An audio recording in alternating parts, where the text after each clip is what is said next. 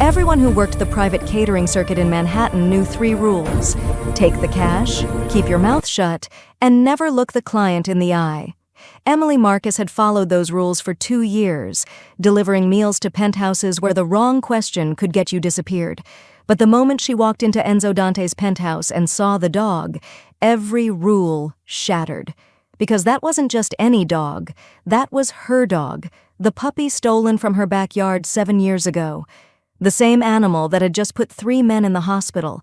The same beast now stalking toward her with murder in his eyes.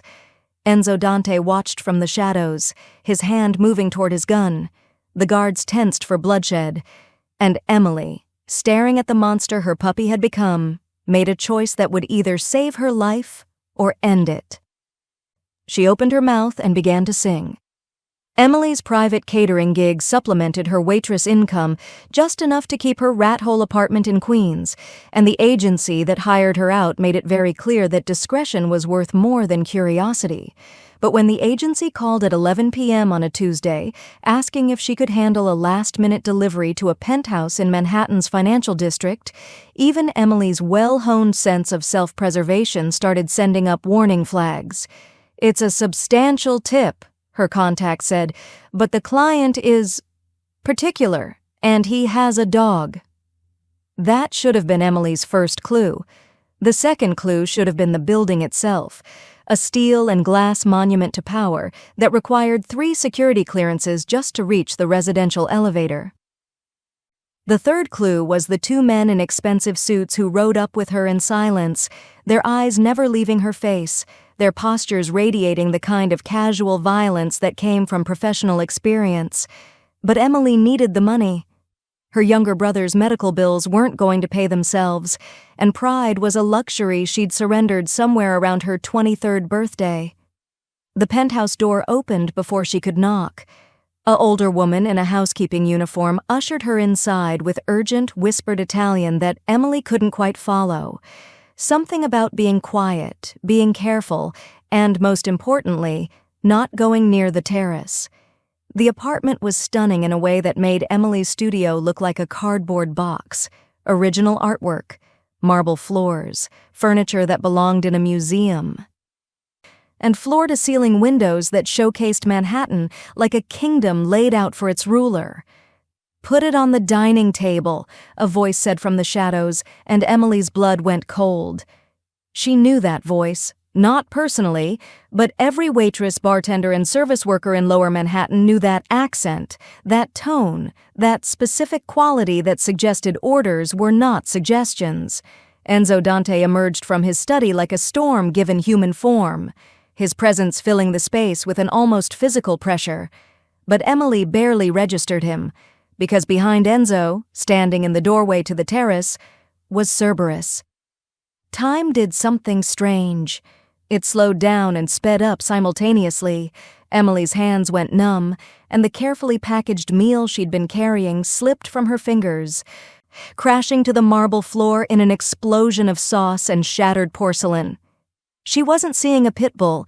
She was seeing Cerberus, the puppy her father had brought home 2 months before the accident. The puppy who'd slept in her bed and followed her everywhere and been stolen during the chaos of her family falling apart. The puppy she'd searched for until the police told her to stop wasting their time, until the shelters stopped returning her calls, until she'd forced herself to accept that he was gone forever. Except he wasn't gone. He was here, scarred, massive, and terrifyingly transformed, but here. "You broke my dinner," Enzo said flatly, and there was something in his tone that suggested broken dinners led to broken bones. Emily wasn't listening. She was moving forward, her body operating on pure instinct, her mind screaming at her to stop, but her heart drowning out the logic. Cerberus saw her approach. The dog's entire demeanor shifted. His casual alertness transformed into coiled aggression, his lips pulling back to reveal teeth that could crush bone. The growl that emerged from his chest wasn't a warning, it was a promise. "Stop moving," Enzo commanded, his hand appearing from inside his jacket with something metallic that caught the light. Cerberus doesn't like strangers. But Emily kept walking, and suddenly she was humming. The melody came from somewhere deep in her memory, a place she'd locked away because remembering hurt too much. Her grandmother's lullaby, the one she'd sung to a puppy who'd been afraid of thunderstorms. Dormi, dormi, piccolo guerriero, nel cuore della notte, sei al sicuro qui. Cerberus's growl cut off like someone had flipped a switch. His head tilted, ears swiveling forward. The aggressive stance melted into something confused, almost vulnerable. Emily dropped to her knees 6 feet from the dog, tears already streaming down her face, her voice breaking as she continued the lullaby. "It's me, baby. It's me. I never stopped looking." What happened next would later be described by Enzo's security team as impossible. The Pitbull that had sent trained professionals to the hospital, that had terrorized an entire criminal organization, that answered to no one, not even his owner, began to crawl forward on his belly. Cerberus reached Emily and collapsed into her, 100 pounds of muscle and trauma pressing against her chest, whining in a way that sounded heartbroken and relieved and confused all at once. Emily's arms wrapped around him, and she buried her face in his scarred fur, sobbing. Enzo Dante stood perfectly still, his weapon still drawn, his mind trying to process something that defied every rule he understood about power and control. His dog, his weapon, was submitting to a crying waitress who'd just destroyed his dinner. "Explain," Enzo said, his voice deadly quiet. "Now." Emily looked up at him, her face a mess of tears and defiance, her hands still clutching the dog like someone might try to take him away again. "You want an explanation?" she said, her voice shaking with emotion and anger. "You want me to explain why your attack dog knows a lullaby? Because 7 years ago someone stole my puppy from my backyard while I was at my father's funeral. And apparently he ended up here. With you." The accusation hung in the air between them. Emily expected violence, expected to be thrown out or worse. What she got instead was Enzo Dante studying her with an expression she couldn't quite read, something between fascination and fury. "Impossible," he said. "Cerberus came to me from a breeder." "A breeder?" Emily repeated, her voice dripping with bitter sarcasm. "Or someone who sells stolen dogs to people who don't ask questions?" The words were reckless, suicidal even. But Emily was past caring. She'd just found the piece of her heart she thought was gone forever, and nothing, not even the most dangerous man in Manhattan, was going to make her let go. Enzo's jaw tightened. Then, incredibly, he lowered his weapon. "You will stay," he said. And it wasn't a request. "Until I understand what just happened, until I understand you." Emily looked down at Cerberus, still trembling in her arms, and realized her life had just changed in ways she couldn't begin to predict. But as she held her lost dog and stared up at the Mafia boss, only one thought crystallized in her mind. "I'm not leaving him again. Whatever it takes." The lullaby died in Emily's throat as Cerberus collapsed against her chest, whining like the puppy he'd once been. Her arms wrapped around 100 pounds of scarred muscle and trauma, and she couldn't stop the sob that tore through her. "Stop!" Enzo's voice cut through the moment like a blade. "Don't move." Emily looked up through tears to find him standing 6 feet away, gun drawn but lowered, his expression caught between fury and fascination. The 2 guards had appeared from nowhere, weapons trained on her with the casual precision of men who'd done this before. "I said explain." Enzo's accent thickened with each word, his control fraying at the edges. "Now." Emily's hands tightened in Cerberus's fur. The dog pressed closer, trembling against her like he was afraid she'd disappear. 7 years of grief and rage crystallized into something sharp and reckless. "You want an explanation?" Her voice shook but held. "Fine. 7 years ago, someone stole my puppy from my backyard in Queens. I was 13. My father had just died, my mother was falling apart, and some piece of garbage saw an opportunity." She kissed the top of Cerberus's scarred head. "I called him Cerebus. He was afraid of thunderstorms and slept in my bed and followed me everywhere. And then one day he was just gone. Enzo's jaw tightened. Cerberus came from a certified breeder. I have documentation. You have lies. Emily met his eyes without flinching, past the point of self-preservation. You have paperwork from someone who knew how to make stolen dogs look legitimate. Look at him, Mr. Dante. Really look at him.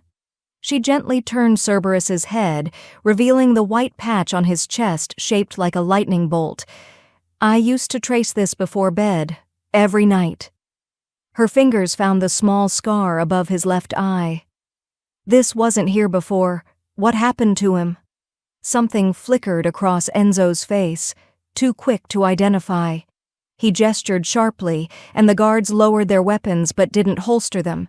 He crossed to where Emily knelt, close enough that she could smell his cologne, see the flecks of gold in his dark eyes. That lullaby, he said quietly, dangerously. How does a waitress from Queens know a Sicilian lullaby? My grandmother. Emily's voice cracked. She taught it to me before she died, said it would protect the things I loved. A bitter laugh escaped her. Didn't work. Lost her, lost my dad, lost Cerberus, lost everything that mattered. Enzo studied her like she was a puzzle he couldn't solve, and men like Enzo Dante didn't accept unsolvable puzzles. He crouched down, bringing himself to her level, close enough that Emily's heart started hammering for entirely different reasons. Show me, he demanded. Prove he knows you. Emily swallowed hard and loosened her grip on Cerberus. The dog whined in protest but let her ease back. She held up one hand, palm out, and whispered, Cerberus, Zampa. Cerberus, this scarred, vicious weapon who'd terrorized an empire, immediately lifted his right paw and placed it gently in her palm. The guards exchanged glances. Enzo's expression went very, very still. And this. Emily's voice dropped to barely a whisper. Cuore.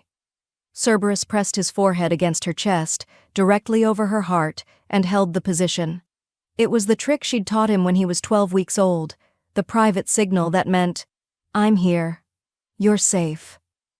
Emily looked at Enzo through fresh tears. You asked for proof. There it is. Your attack dog is my stolen puppy. Your weapon is my best friend. And whoever sold him to you stole him from a grieving kid who spent 2 years searching every shelter, every street, every goddamn corner of this city trying to find him. Enzo stood abruptly, holstering his weapon with controlled precision. He paced to the windows, hands clasped behind his back, his silhouette sharp against the Manhattan skyline. The silence stretched so long Emily's pulse started racing again. Finally, he turned. 3 months ago, Cerberus sent a professional trainer to the ICU. 2 weeks ago, he tore through a reinforced door because a guard made eye contact. Yesterday, he bit through a steel chain. His gaze locked on Emily with predatory intensity. But you walk in, sing a lullaby, and he becomes this. He remembers love, Emily said simply. Something I'm guessing doesn't show up much in your world. One of the guards made a noise, quickly stifled. Enzo's lips twitched, not quite a smile. You have a mouth on you for someone kneeling on my floor. Yeah, well, I've had a really long night. Emily pushed to her feet, Cerberus glued to her side. And I'm taking him home. The temperature in the room dropped 10 degrees. No, Enzo said flatly. You're not. Watch me. Emily's chin lifted despite the tremor in her hands. You stole him once. I'm not letting it happen again. I didn't steal anything, but you... Enzo moved closer, circling her like a shark. You have something I need, something irreplaceable. Do you understand what that makes you? Unemployed? Emily shot back. Because I definitely just lost my catering gig. That almost smile flickered again. Valuable, dangerous, and very, very expensive. I'm not for sale. Everyone's for sale, Emily Marcus. He knew her name. Of course he knew her name. The question is price. You want the dog? Fine. Stay. Be his keeper. I'll pay you more in a month than you make in a year serving eggs to hedge fund parasites. I don't want your money. 50,000. Monthly, plus housing, expenses, and full medical. Enzo's voice was silk over steel. You keep Cerberus stable. You figure out what else he responds to. You make him controllable. You mean compliant, Emily countered. Obedient. You want me to turn him into a better weapon. I want him functional. I want him safe. Something raw flashed in Enzo's eyes. You think I enjoy having an animal I can't trust? A liability I can't control? You offer a solution. I'm offering compensation. Emily studied him. Really studied him. Beneath the tailored armor and lethal reputation, she saw something she recognized. A man who'd built walls so high he'd forgotten what it felt like to have something that chose to stay. 100,000, she said. Monthly. Full autonomy over Cerberus's care, no interference from your people, and a real bedroom, not some servant's quarters. If I'm staying in this gilded cage, I'm staying on my terms. The guards looked like they'd swallowed glass. Enzo's eyes narrowed, calculating, assessing. Then, incredibly, he extended his hand. You have a week to prove your value. After that, we renegotiate. Emily took his hand. His grip was firm, warm, and far too distracting. Deal. But if you hurt him again, Mr. Dante, all the money in Manhattan won't protect you from me. Enzo's smile was sharp enough to cut. I'm counting on it. Emily's bedroom turned out to be larger than her entire Queens apartment. Floor-to-ceiling windows overlooking Central Park, a bathroom with heated marble floors, and a walk-in closet that currently held one duffel bag of her actual belongings and approximately nothing else. Your clothes will arrive tomorrow, the housekeeper, Maria, had informed her in heavily accented English. Mr. Dante has arranged for a stylist.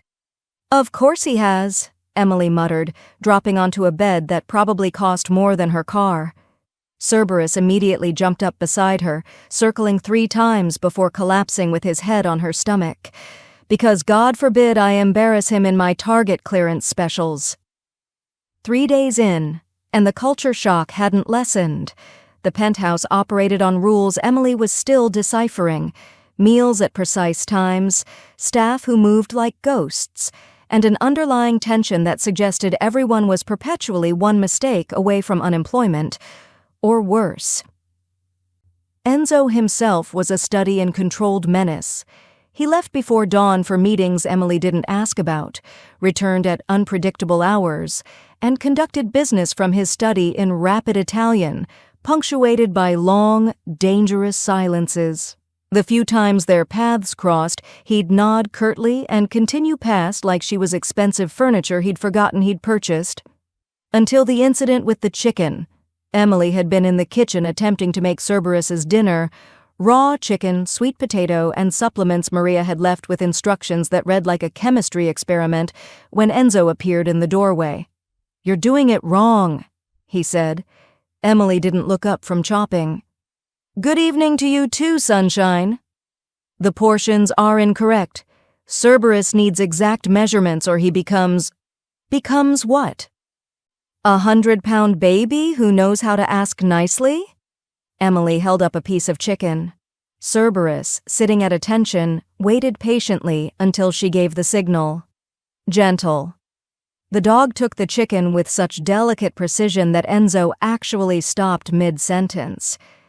He doesn't do that, Enzo said flatly. He does now. Emily wiped her hands on a towel.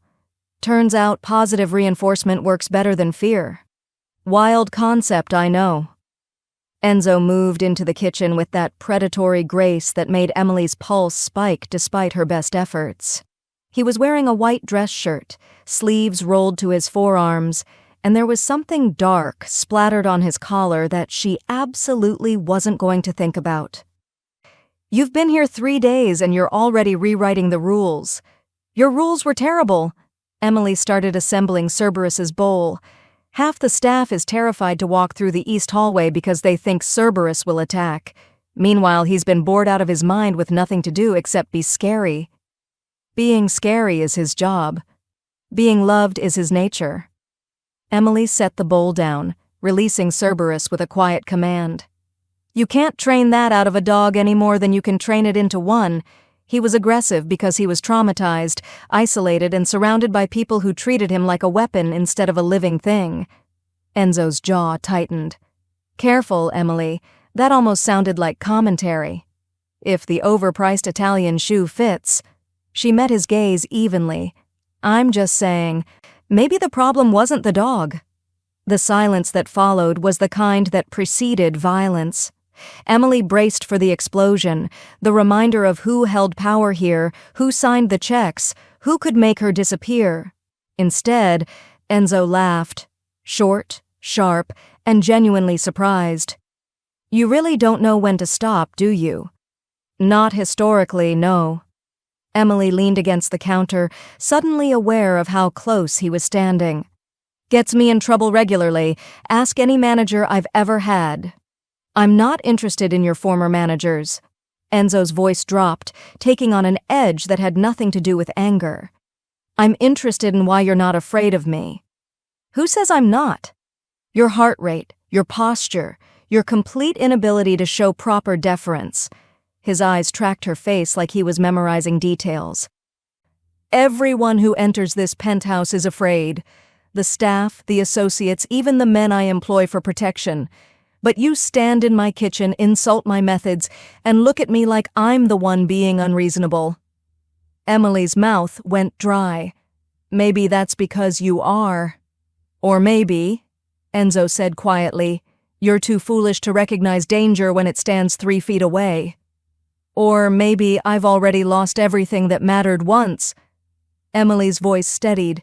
When you've hit bottom, Mr. Dante, powerful men stop being scary. They're just men. Rich, complicated, probably need therapy men, but still just men. Something shifted in Enzo's expression, a crack in the marble. You think I need therapy? I think anyone who lives like this needs something. Emily gestured at the sterile luxury surrounding them. All this space, and you're still alone. All this control, and you still couldn't manage one dog. That's not power. That's a very expensive cage. She'd gone too far. She could see it in the way his shoulders tensed, the way his hands flexed at his sides. But instead of rage, what surfaced looked uncomfortably like recognition. The dog was supposed to be protection, Enzo said after a long moment. A deterrent, something predictable. Nothing worth having is predictable. He bit 3 handlers, destroyed thousands in property, became more liability than asset. Enzo moved to the window, his reflection ghost-like against the night. I should have gotten rid of him. Every advisor said so, but I couldn't. Emily joined him at the window, maintaining careful distance. Why not? Because he was the only honest thing in my world. Enzo's voice was barely audible. Everyone else bows, scrapes, tells me what I want to hear. Cerberus showed me exactly what he was. No pretense, no manipulation, just raw, unfiltered defiance. I respected that even as it frustrated me. You saw yourself in him, Emily said softly. Enzo's reflection met hers in the glass. I saw what I'd become. Untamable, isolated, dangerous to anyone who got close. He turned to face her fully. And then you walked in and rendered all of that irrelevant in 60 seconds. Do you understand how destabilizing that is? Emily's breath caught. They were close enough now that she could see the shadows under his eyes, the weight he carried in the set of his jaw. Is that why you made me stay? To figure out the trick? I made you stay because watching you with him. Enzo's hand lifted, then dropped, like he'd stopped himself from reaching for her. You weren't performing. You weren't strategizing. You were just present, real. It's been a long time since I've seen anything real. The moment stretched between them, charged and fragile. Cerberus, finished with his dinner, padded over and sat directly between them, looking from Emily to Enzo like he was judging the tension. Emily laughed, breaking the spell. Subtle, buddy. Real subtle. He's protective of you, Enzo observed, his professional mask sliding back into place. He positions himself as a barrier when he perceives threat. Are you a threat, Mr. Dante? Enzo's smile was sharp and sad. I'm the biggest threat in this city, Emily Marcus. The question is whether you're brave enough, or foolish enough, to stay anyway. Emily reached down, her fingers finding the familiar spot behind Cerberus's ears. I stayed for him, but I'm starting to think there might be two beings in this penthouse who forgot what it feels like to be chosen instead of feared. She walked away before Enzo could respond, Cerberus trailing at her heels, leaving the most dangerous man in Manhattan alone with a truth he wasn't ready to acknowledge. For the first time in 10 years, he wanted someone to stay who had the power to leave. The weekly meeting happened in Enzo's dining room every Thursday at 8 p.m. sharp. Emily had been warned to stay in her room, but Cerberus had other ideas, whining at her door until she'd emerged to find the penthouse transformed into something from a crime thriller. 8 men in expensive suits occupied the long table. Enzo sat at the head, his presence commanding even in silence. The air was thick with cigar smoke and the kind of tension that suggested everyone was armed. Emily had been attempting to retreat when Enzo's voice stopped her. Emily, join us. It wasn't a request. She moved into the room with Cerberus glued to her side, hyper-aware of 8 pairs of eyes tracking her progress. The men ranged from silver-haired veterans to younger guys with dead eyes and gym-sculpted frames. All of them radiated the particular confidence of men accustomed to violence. Gentlemen, Enzo said smoothly, this is Emily Marcus. She manages Cerberus. Emily, my associates. The introductions blurred together, Marco, Giuseppe, Antonio, until they reached a man seated 3 chairs down from Enzo, mid-40s, slicked back hair, and a smile that didn't reach his eyes. Silas Corvino, he said, extending a hand. Heard you worked a miracle with the beast. Impressive. Emily reached to shake his hand. Cerberus exploded. The dog lunged forward with a snarl that made everyone at the table reach for weapons. Emily grabbed his collar, her arm nearly yanked from its socket as 100 pounds of fury tried to reach Silas. Cerberus, no! Fermo! Emily threw her full weight backward, her voice cracking with command and desperation. The dog stopped but didn't relax. His entire body vibrated with aggression, lips pulled back, every muscle coiled to attack. Emily had never seen him like this. Not defensive, not protective, but genuinely homicidal. Jesus Christ, Silas said, standing so fast his chair toppled. Keep that thing away from me. He's never done this, Emily said, genuinely shocked. She ran her hands over Cerberus's tensed frame, trying to calm him. I don't understand. He's been perfect with everyone else. Perhaps Silas smells like a rival family, one of the older men suggested with dark humor. Nervous laughter rippled around the table, but Enzo wasn't laughing. His gaze moved between the dog and Silas with calculated intensity. Take him out, Enzo said quietly. We'll continue. Emily practically dragged Cerberus from the room, feeling the weight of Silas's stare on her back the entire way. 2 hours later, Enzo found her in the kitchen. Cerberus was calmer but still agitated, pacing the floor with restless energy. Want to explain what happened? Enzo leaned against the doorframe, jacket discarded, looking dangerously tired. I genuinely have no idea. Emily sat on the floor, letting Cerberus circle her.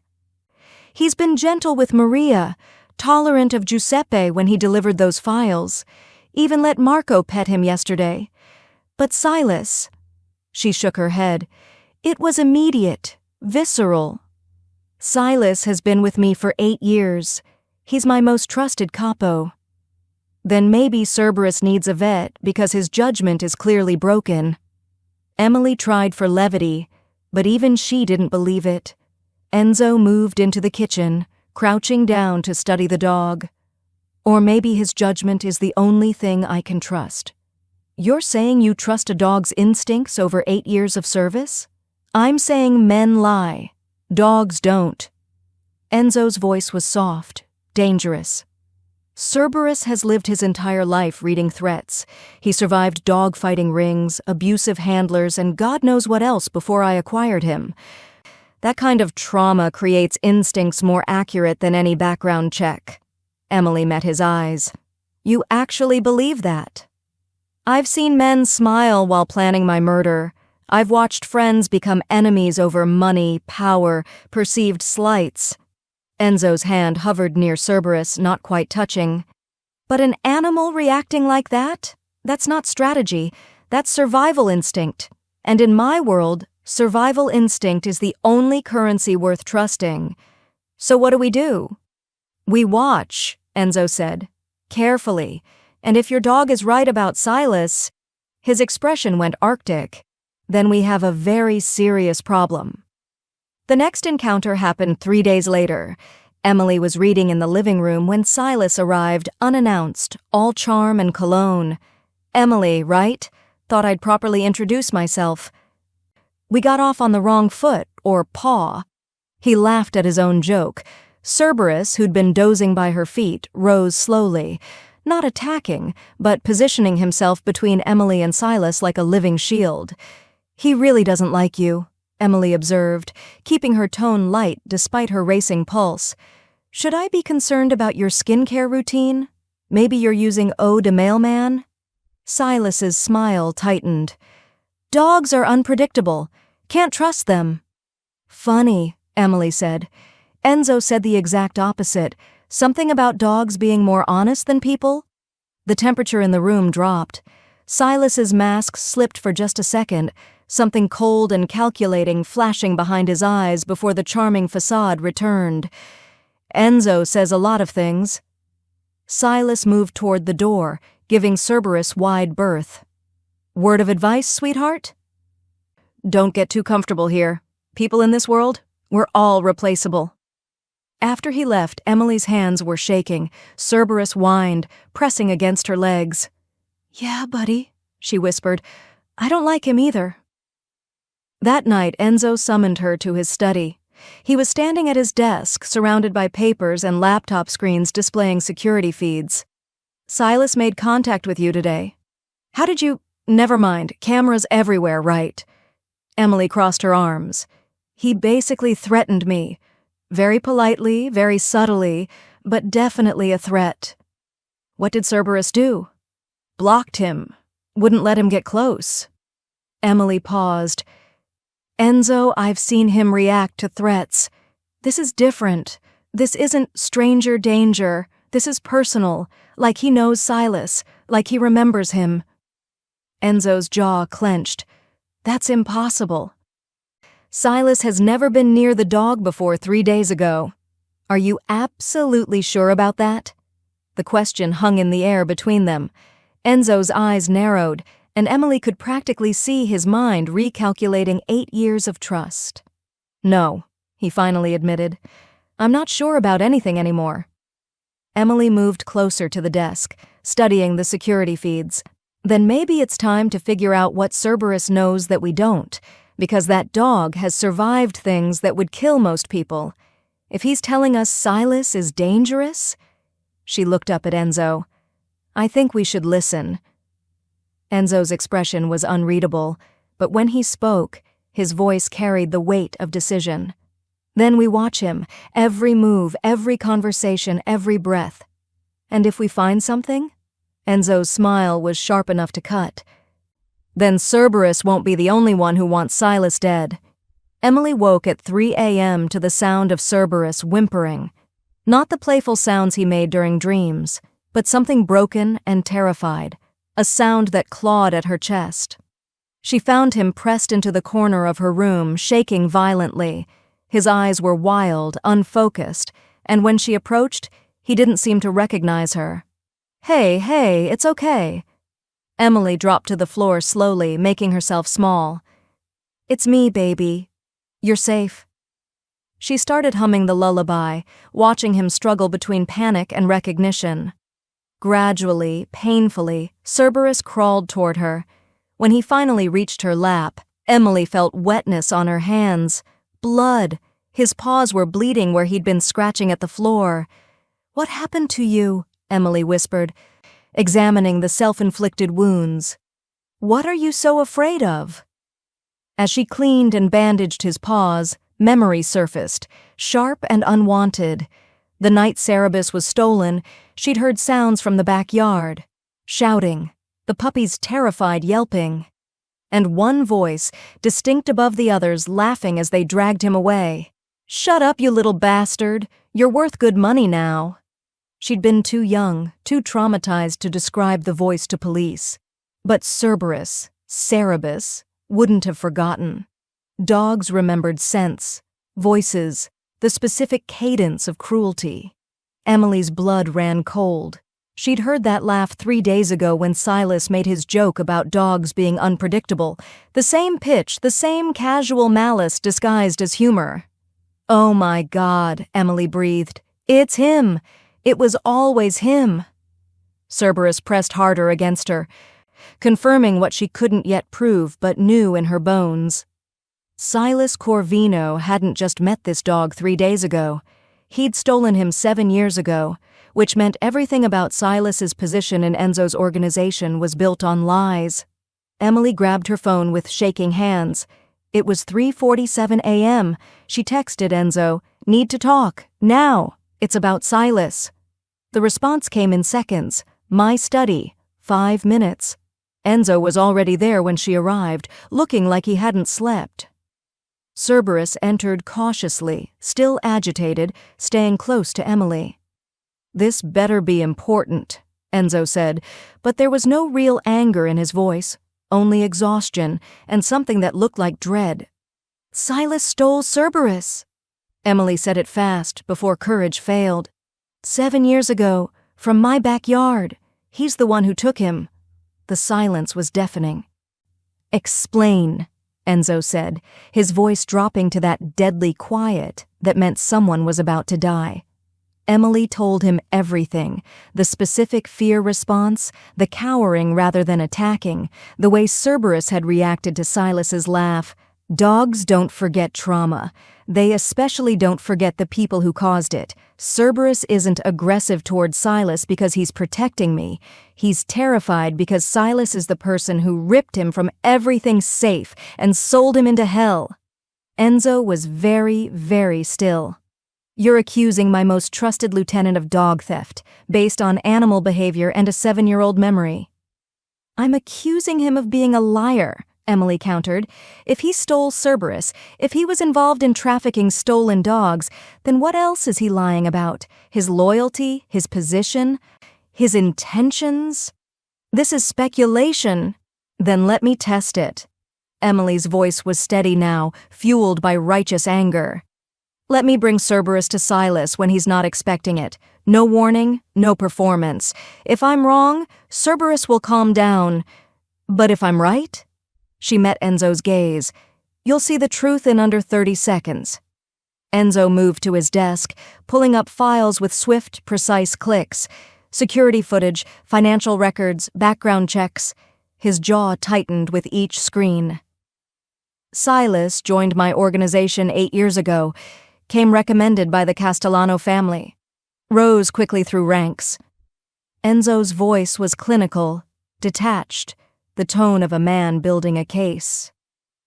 "But his initial background check was conducted by a firm that's since been investigated for falsifying documents."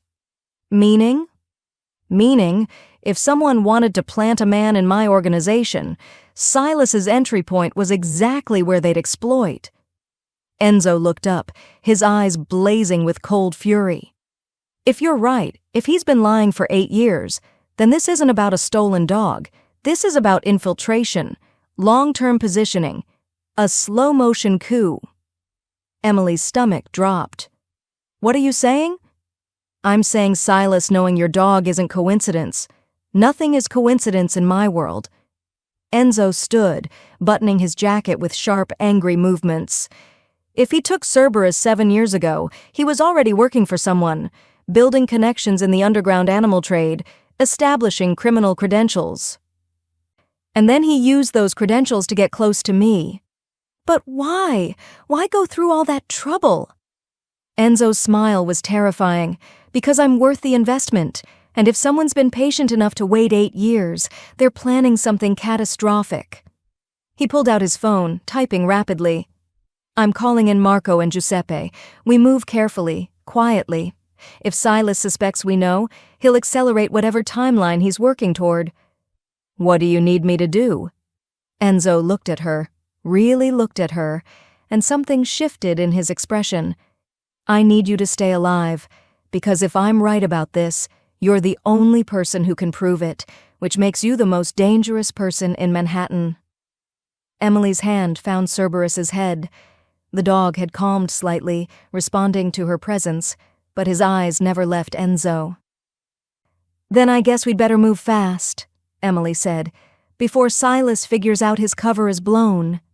Enzo crossed to her, close enough that she could feel the rage radiating off him like heat. If he's betrayed me, if everything I've built has a traitor at its core, his voice cracked just slightly, I will burn his entire world down. Good, Emily said fiercely, because he stole my dog, sold him into violence, and apparently used that crime to position himself to destroy you. So get in line. For the first time since she'd met him, Enzo Dante laughed, genuine, surprised, and just a little bit unhinged. You know what's terrifying, Emily Marcus? I'm starting to think you're more dangerous than I am. Only one way to find out, Emily replied. Let's catch a traitor. The war room, because that's what Enzo called his secure conference room, was soundproofed, bug-swept, and currently occupied by 4 people and 1 very tense Pitbull. Marco and Giuseppe had arrived within 20 minutes, both armed, both wearing expressions that suggested they'd been expecting this call. Enzo stood at the head of the table, security feeds and financial records projected on 3 screens behind him. Silas Corvino, Enzo said without preamble, is compromised, potentially has been since day 1. We're going to prove it, and then we're going to end him. Marco, a scarred veteran with silver threading his temples, leaned forward. What's the evidence? The dog, Giuseppe said, surprising everyone. At their looks, he shrugged. What? I've seen Cerberus with everyone in the organization. He tolerates us, ignores most people, loves Emily. But Silas, the animal wants him dead. That's not random. It's not, Emily confirmed. Cerberus knows Silas from before. From when Silas was trafficking stolen animals 7 years ago. Marco's eyes narrowed. You can prove this? The dog's behavior is proof, Enzo said coldly. But more importantly, I started digging into Silas's history tonight. His background check was falsified, his references are ghosts, and his financials show regular deposits from an offshore account connected to the Marchetti family. The name landed like a bomb. Giuseppe cursed in Italian. Marco's hand moved to his weapon. The Marchettis have been trying to absorb our territory for 3 years, Marco said. If Silas is theirs, then he's been feeding them intelligence for 8 years, Enzo finished. Shipment routes, security protocols, financial vulnerabilities, everything they'd need to dismantle us from the inside. Emily watched the men process this betrayal, saw the rage building behind professional masks, but it was Enzo's contained fury that terrified her most, the kind of anger that didn't explode but calculated, planned, and executed with surgical precision. There's more, Enzo continued. Tomorrow night, we're transferring a major asset, $3 million in cash and product, to our warehouse in Red Hook. Silas is coordinating security. He let that sink in. It's the perfect opportunity for an ambush. The Marchettis hit us during transfer, take the assets, eliminate key personnel. Silas walks away clean, positioned to take over what's left. So we cancel the transfer, Giuseppe said immediately. No, Emily surprised herself by speaking. If you cancel, Silas knows you're suspicious. He'll go to ground and you'll never prove his betrayal. The Marchettis will just try again when you're less prepared. All 3 men stared at her. Enzo's lips twitched. She's right, he said. "We don't cancel. We let Silas think everything's proceeding as planned, and we turn his ambush into ours." Marco nodded slowly. A trap within a trap. Use his own strategy against him. Exactly, but we need leverage he won't anticipate. Enzo's gaze locked on Emily. "Which is where you come in." Emily's stomach flipped. "Me?" "You and Cerberus," Enzo clarified. "Silas doesn't know we've identified him. He certainly doesn't know the dog is our evidence. If you're present during the transfer..." "Absolutely not," Marco interrupted. "Too dangerous. If shooting starts, Cerberus will protect her," Enzo said, "and more importantly, the dog will identify any Marchetti operatives connected to his theft. He'll react the same way he reacts to Silas, immediate, visceral. He's a biological early warning system." "You want to use me as bait?" Emily said slowly. "I want to use you as an asset," Enzo corrected. "Silas thinks you're decorative. A complication I'm tolerating because of the dog. He has no idea you're intelligent, observant, and capable of identifying threats he doesn't know you can see." Emily looked at Cerberus, who was watching Enzo with unusual focus. The dog had stopped shaking, stopped cowering. He looked ready, like he understood something important was happening. "If I do this," Emily said carefully, "I'm not hiding in a car or standing on the sidelines.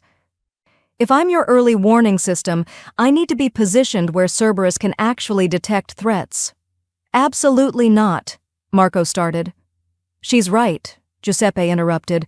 "Cerberus won't work if Emily's locked away. The dog only functions when she's present. We've all seen it."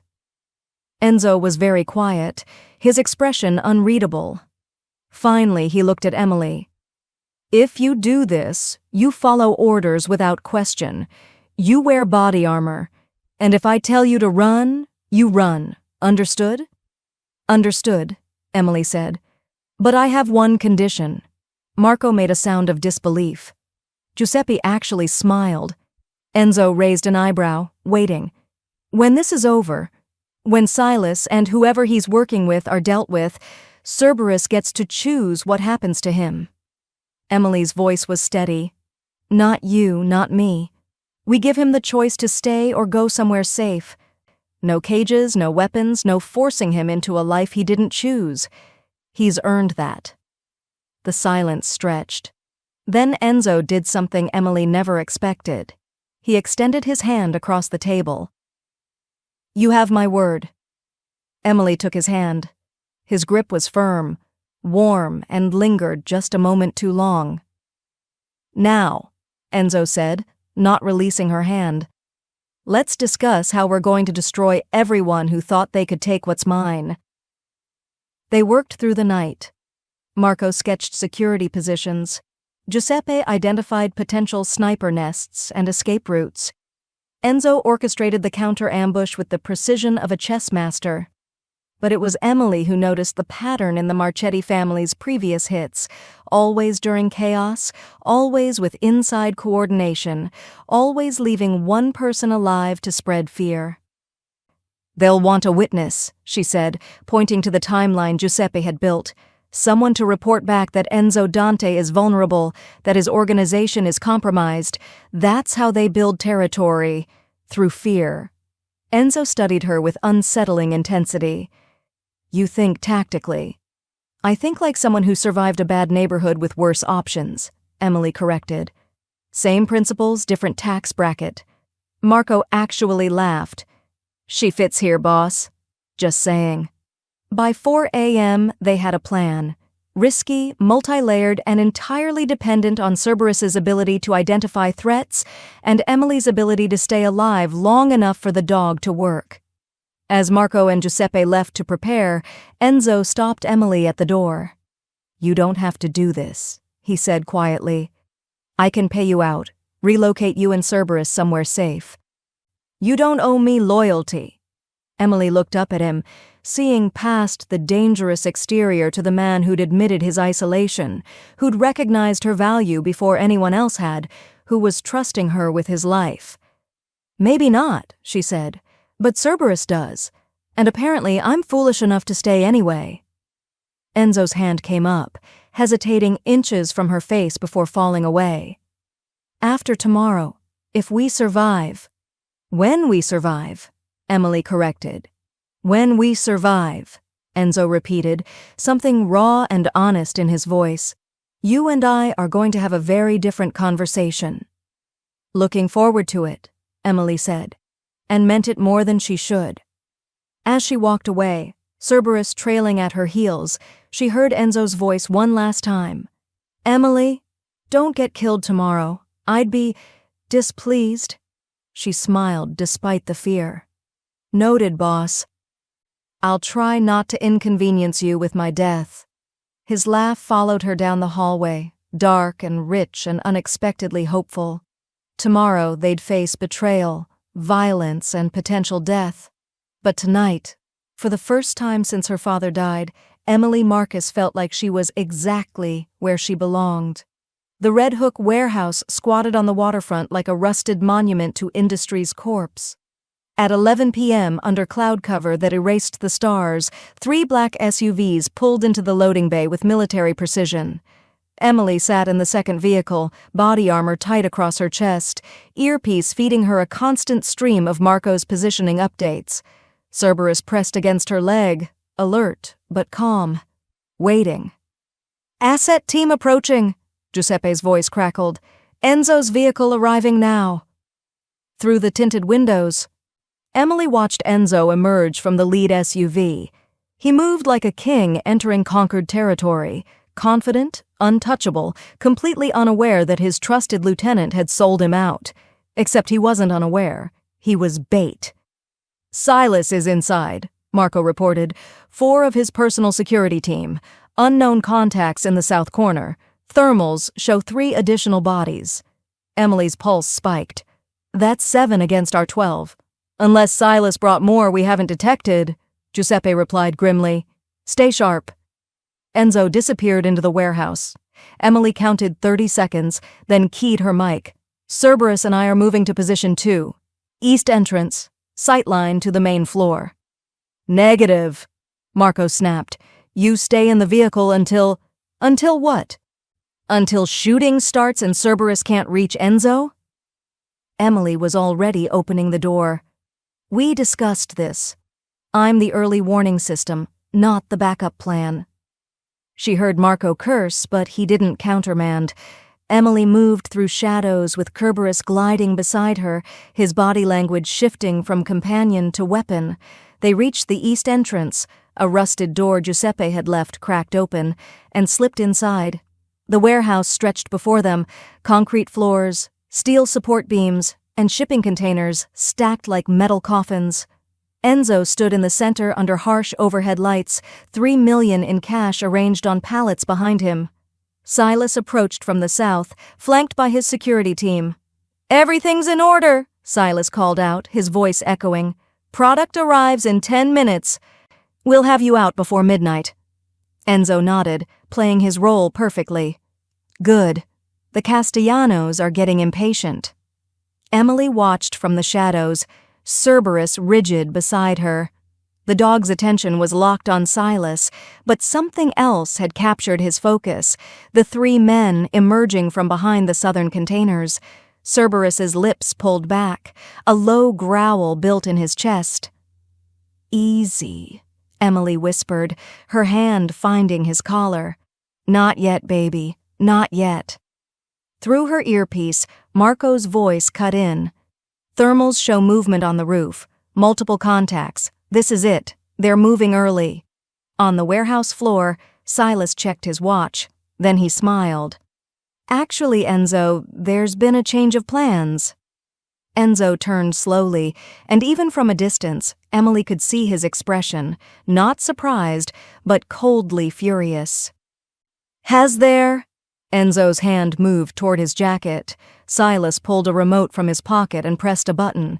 Instantly, the warehouse's roller doors slammed shut with hydraulic force.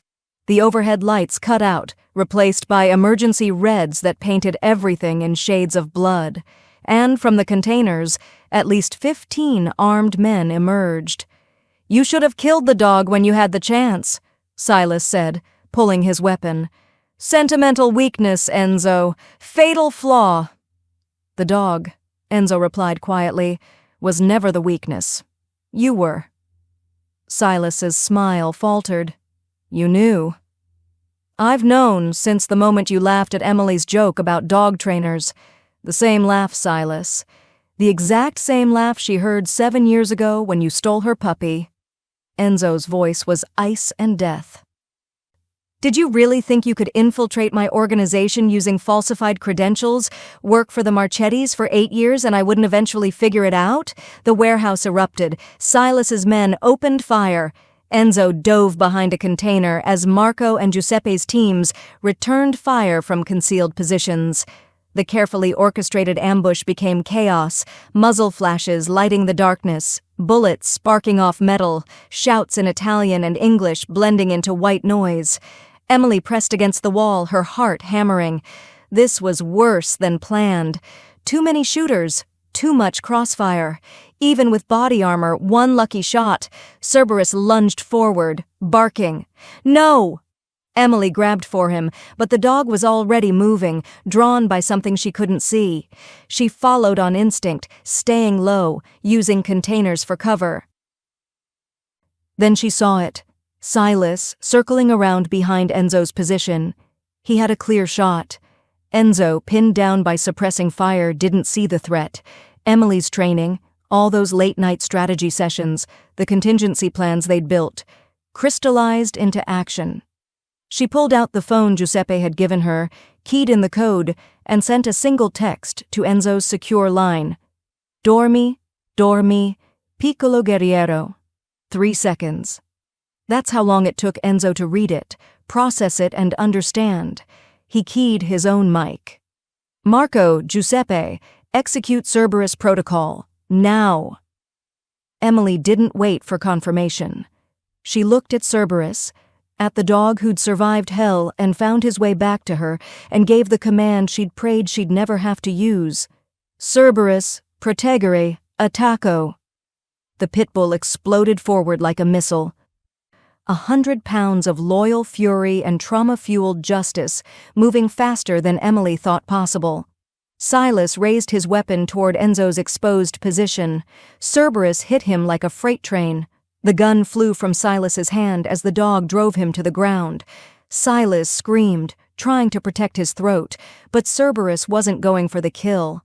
He was holding, teeth locked on Silas's gun arm, preventing him from reaching a backup weapon, pinning him down with savage precision. "Call him off!" Silas shrieked. "Call him off!" Enzo emerged from cover, weapon trained on Silas. Behind him, Marco and Giuseppe's teams were systematically neutralizing the Marchetti operatives. The ambush had become a slaughter, but not the one Silas had planned. "Emily," Enzo said, his voice carrying across the warehouse, "Your dog. Your call." Emily stepped into the light, and the look on Silas's face when he saw her, genuine terror mixed with disbelief, was almost worth the fear. "You remember me now?" Emily crouched just out of reach. "The crying kid in Queens whose puppy you stole? You sold him to a dogfighting ring.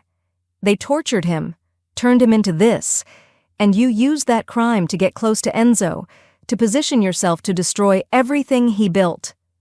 "It was business," Silas gasped around Cerberus's grip. "Nothing personal." "Everything is personal," Emily said coldly. "Cerberus, rilasciare." The dog released Silas's arm but didn't move away. He stood over the traitor like a judge awaiting sentencing. Enzo moved beside Emily, close enough that their shoulders touched. "Marco, secure the Marchetti operatives. Call our contacts in the NYPD. Anonymous tip about a weapons cache and attempted robbery should suffice." He looked down at Silas without a trace of mercy. "As for you?" "Enzo, please," Silas begged. "We can negotiate. I have information, contacts, I can—" "You have nothing," Enzo said quietly. "You're a traitor who got outsmarted by a waitress and a dog. That's your legacy." He nodded to Giuseppe, who moved forward with zip ties. As they dragged Silas away, still begging, still bargaining, Enzo holstered his weapon and turned to Emily. "You saved my life," he said simply. "You trusted me enough to let me try," Emily replied. Her hands were shaking now, adrenaline crash hitting hard. "Is it over? Are we—" Enzo pulled her against him, one hand cupping the back of her head, the other wrapped around her waist. The kiss was fierce, desperate, and tasted like gunpowder and relief. Emily melted into it, her fear transmuting into something incandescent and overwhelming. When they finally broke apart, both breathing hard, Enzo rested his forehead against hers. "It's over," he whispered. "You're safe. Cerberus is safe, and I am completely, irrevocably yours." Emily laughed, giddy and terrified and more alive than she'd ever felt. "That's the adrenaline talking." "No," Enzo said, his dark eyes burning. "That's 8 days of watching you be brave, brilliant, and entirely too dangerous for my peace of mind. That's me realizing I don't want a weapon or an asset. I want you. Completely. Always." Cerberus pushed between them, whining for attention. They both laughed, the tension breaking as Emily dropped to her knees and wrapped her arms around the dog who'd saved them all. "Good boy," she whispered. "The best boy. You're finally free." Enzo crouched beside them, one hand on Emily's shoulder, one hand tentatively touching Cerberus's head. The dog allowed it, accepted it, and for the first time since Emily had met him, Enzo Dante smiled without shadows. "Let's go home," he said. "All of us, together." The penthouse felt different at 3 a.m., quieter, more honest, like the city outside had finally exhaled and allowed truth to surface. Emily sat on the floor of Enzo's living room, still wearing her tactical pants and a borrowed shirt, watching Cerberus sleep. The dog was sprawled on his back, legs in the air, completely vulnerable in a way he'd never been before tonight, like he finally understood he was safe. "He's never done that," Enzo said from the doorway. He'd showered, changed into simple black pants and a white t-shirt that made him look younger, less armored. "Slept like that." "He knows it's over," Emily said softly. "The threat is gone. He can finally rest." Enzo moved into the room, carrying 2 glasses of whiskey. He handed her one, then sat beside her, not at a careful distance, but close enough that their shoulders touched. "You should be terrified of me," he said after a long silence. "After tonight, after seeing what my world actually is, you should be running." "Probably," Emily agreed. She took a sip of whiskey, letting it burn. "But I've seen both sides of you now. The Mafia boss who orders executions without blinking, and the man who let a dog he couldn't control stay because he respected its refusal to bow. Those aren't different sides. They're the same person." "I know." Emily turned to look at him. "That's why I'm not running, because you're complicated and dangerous and definitely have a therapist's lifetime worth of issues. But you're also honest about what you are. You don't pretend to be good, but you recognize good when you see it. In Cerberus, in Marco and Giuseppe's loyalty, in you," Enzo finished. "Emily, I've built my entire life on control. Controlling territory, controlling men, controlling every variable so I'm never vulnerable." His hand found hers, fingers threading together. "And then you walked into my penthouse, sang a lullaby, and made me realize I've been controlling everything except the one thing that mattered, my own isolation." Emily's breath caught. "Enzo, I love you." He said it simply, without flourish, like stating an undeniable fact. "I have absolutely no right to, and it's probably the most selfish thing I've ever done, but watching you tonight, seeing you risk everything for a dog, for me, for something beyond self-preservation, I realized I don't want to live in a world where you're not beside me, not as an asset, not as an employee, as my partner, my equal, my reason for building something better than what I inherited." Emily set down her whiskey with shaking hands. That's quite a declaration from a man who couldn't admit he liked having me around a week ago. I'm Italian, Enzo said, his smile crooked and devastatingly vulnerable. We're not known for emotional restraint once we commit. Lucky for you, Emily whispered. I'm foolish enough to love you back, despite the murder, the danger, and the truly terrible hours you keep. Enzo's other hand came up to cup her face, his thumb tracing her cheekbone with such gentleness it made her chest ache. I can't promise you safety. My world doesn't work that way, but I can promise you truth, loyalty, and a partnership where your voice matters as much as mine.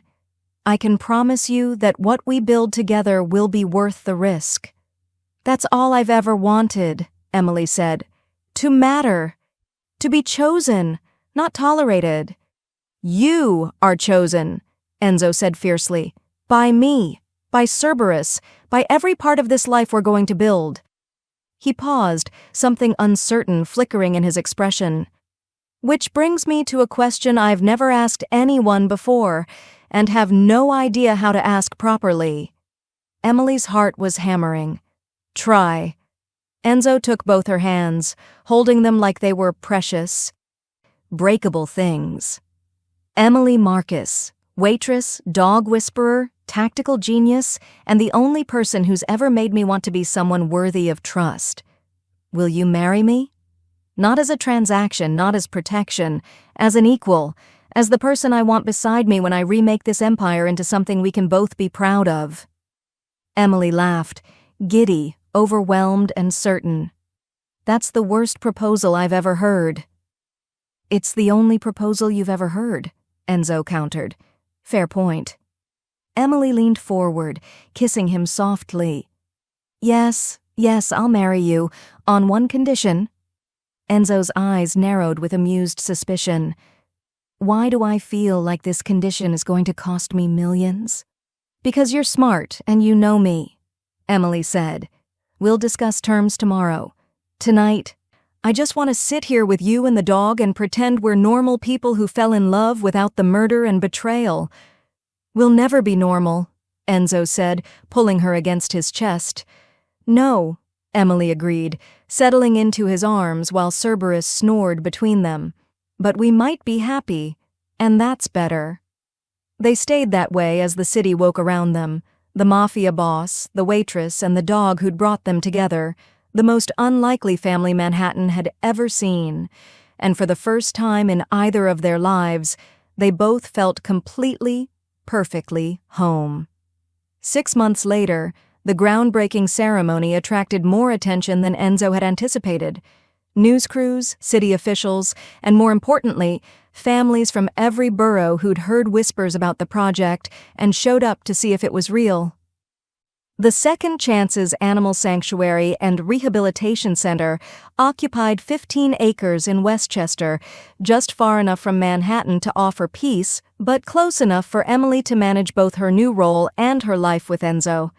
Emily stood at the podium, wearing a tailored suit Enzo had insisted on, and the engagement ring that probably cost more than the entire facility's first-year operating budget. Cerberus sat beside her in his official therapy dog vest, calm and regal and utterly transformed from the weapon he'd once been. Most of you know the story, Emily began, her voice steady despite the cameras, how I found my stolen dog after 7 years, how he'd been forced into violence, into being something he wasn't. But what the news didn't tell you is what happened after. She gestured to the architectural renderings behind her, modern buildings, spacious runs, therapy pools, and training facilities designed by the country's top animal behaviorists. This sanctuary exists because someone powerful decided that redemption wasn't just possible, it was necessary. That animals who'd been abused, abandoned, or forced into violence deserved a second chance at peace, and that the people who'd harmed them deserved to face consequences. In the crowd, Emily spotted Marco and Giuseppe, both wearing suits and looking uncomfortable but proud. Maria stood with them, dabbing at her eyes with a tissue. And Enzo stood to the side, watching Emily with an expression that made her heart stutter. Pride, love, and something deeper. Purpose. The Second Chances Sanctuary will operate on 3 principles, Emily continued. First, no animal is beyond rehabilitation. We use positive reinforcement, patience and time, however much time it takes. Second, transparency. Every dollar donated, every animal's progress, every success and setback will be public record. And third, justice. This facility partners with law enforcement to rescue animals from fighting rings, abuse situations, and illegal trafficking. We don't just save animals, we prosecute the people who hurt them. The crowd applauded. Camera flashes popped. But Emily was watching one man in the back, mid-50s, worn jacket, holding a young girl's hand. He looked familiar in a way that made her chest tight. After the ceremony, as donors mingled and politicians made promises, the man approached. Up close. Emily recognized him. Detective Rodriguez, the cop who'd taken her statement 7 years ago about a stolen puppy. "You probably don't remember me," he started. "I do," Emily said. "You told me to stop wasting police resources looking for a dog." Rodriguez winced. "I did. And I was wrong. Dead wrong." He gently pushed the young girl forward. "This is my granddaughter, Sophia. She wants to volunteer here. Help with the dogs." Sophia looked up at Emily with solemn eyes. "My dad says you got your dog back, that you never gave up. I want to help other kids like you." Emily crouched down to Sophia's level. "We need volunteers exactly like you. People who understand that animals aren't things. They're family. Think you can handle that?" Sophia nodded seriously. "I'm very responsible, and I'm good with scary dogs." "They're just scared dogs pretending to be scary." Emily had to blink back tears.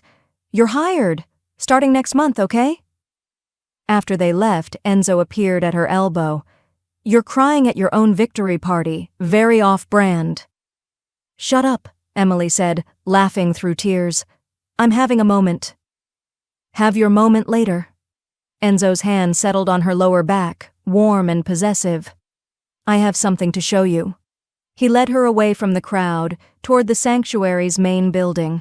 Inside, the walls were still bare, the floors fresh, everything smelling of new construction and possibility. But in the center of the lobby stood a bronze statue, life-sized, detailed, beautiful.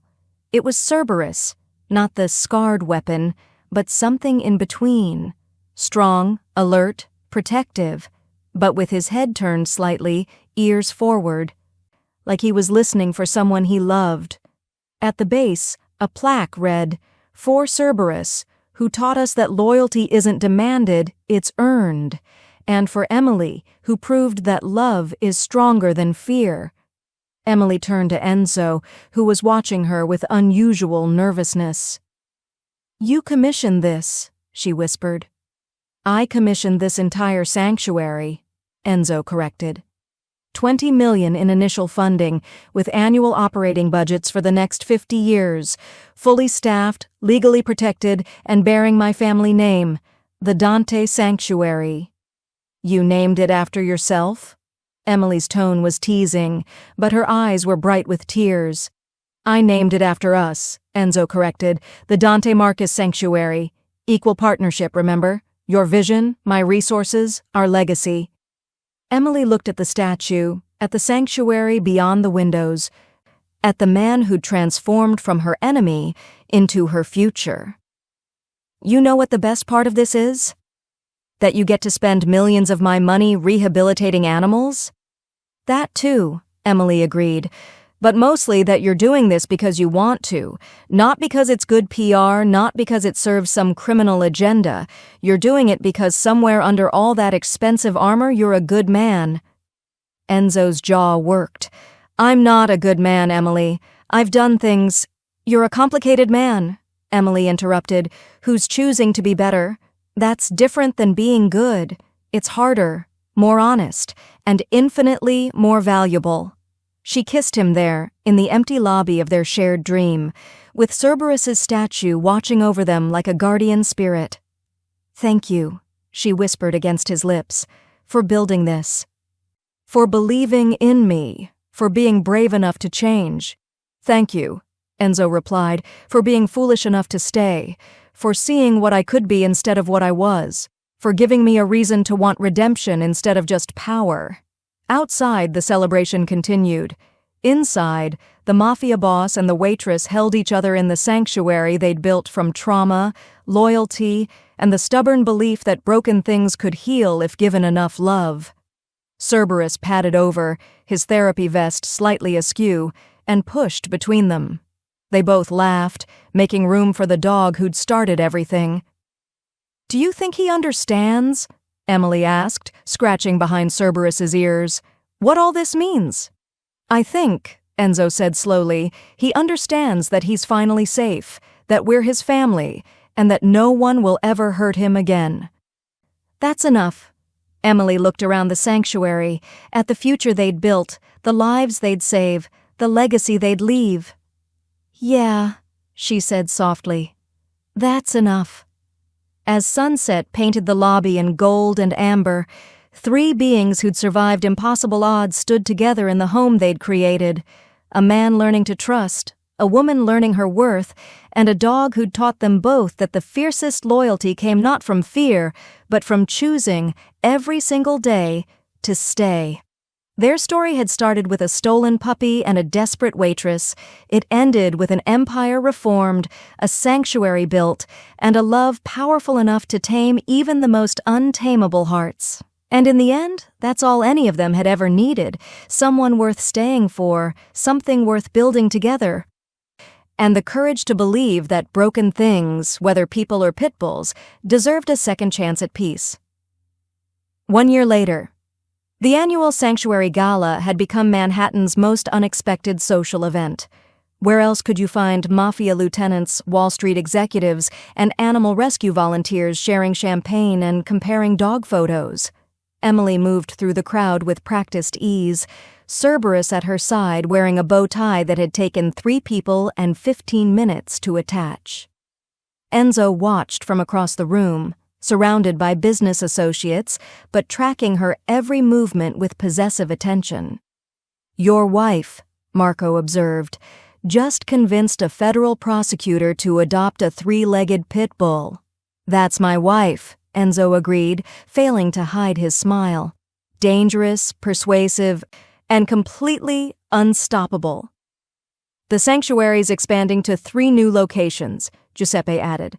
"Boston, Philadelphia, and Miami. She's building an empire." "We're building an empire," Enzo corrected. "I just fund it. She makes it matter." Emily caught his eye across the room and smiled, that specific smile reserved only for him. The one that said, "I see you, I choose you, I love you without needing words." Enzo excused himself and crossed to her, pulling her into his arms despite the audience. "Dance with me," he commanded. "That's not a request," Emily observed, but she followed him to the floor anyway. As they moved together, Cerberus settled at the edge of the dance floor, his eyes tracking them with what could only be described as satisfaction. "Happy?" Enzo asked quietly. "Deliriously," Emily replied. "You?" "I married a woman who reorganized my entire life, costs me millions monthly, and regularly argues with me in front of my associates." Enzo's arms tightened around her. "I've never been happier." "Good answer," Emily said, kissing him as cameras flashed and their empire, legitimate, powerful, and built on loyalty instead of fear, celebrated around them. The Mafia boss, the Waitress, and the Pitbull who'd brought them together. An unlikely family, an unbreakable bond, and a love story that proved sometimes the most dangerous thing you could do was choose to stay.